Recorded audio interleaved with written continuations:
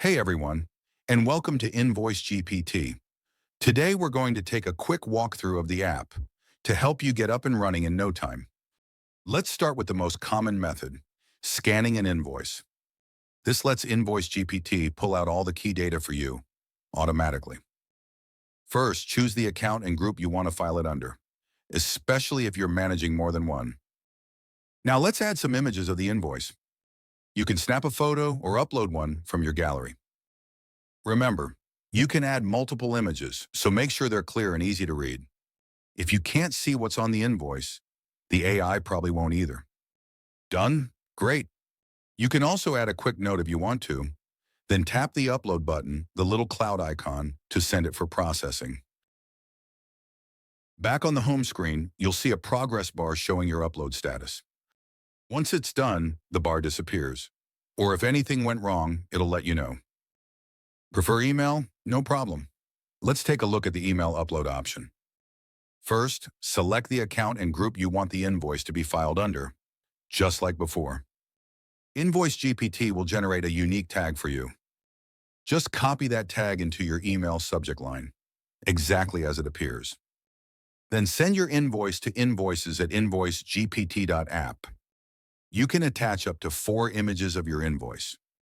Or if you prefer, you can just send one PDF file instead. Just a heads up, make sure you're sending from the same email address you registered with. That's how we know it's you. The subject tag helps us know where to file it.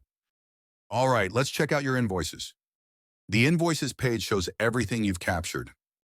You can filter by account, group, member, or date. You can even search by vendor name or even keywords from line items. Super handy. You might also notice a little red info icon on some of your invoices. Just tap the invoice to see what needs your attention, and you'll be able to review or fix it from there. Now let's look at reports, a great way to track your spending and spot trends. Just like before, pick the account, group as well as date ranges you want the report to cover.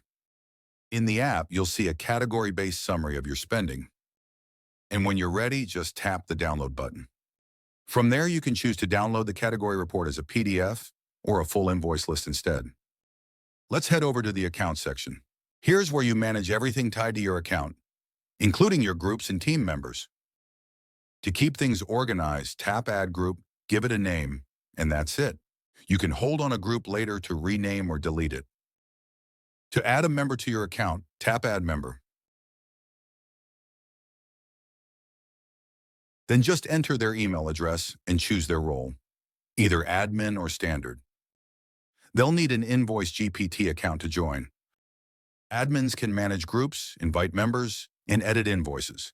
Standard users can capture invoices and delete them within 24 hours if needed.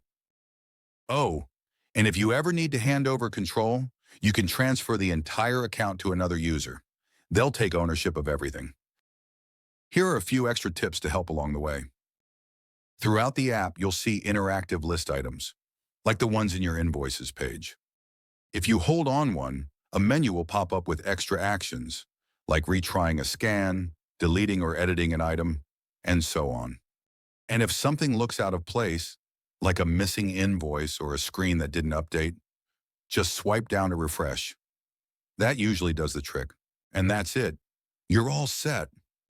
Good luck capturing. We hope the app makes organizing your invoices a whole lot easier.